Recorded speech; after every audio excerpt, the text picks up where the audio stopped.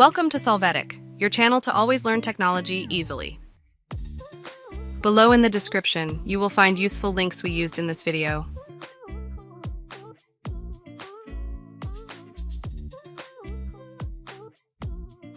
Today in Solvetic, we will see how to remove or activate animation effects in Windows 11.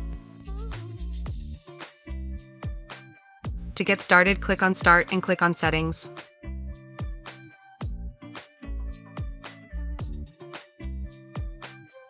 After that, in Accessibility, you must click on Visual Effects.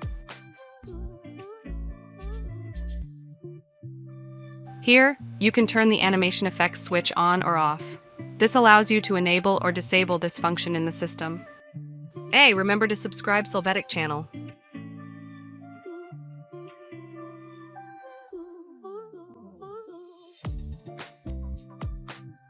We hope it has been helpful for you.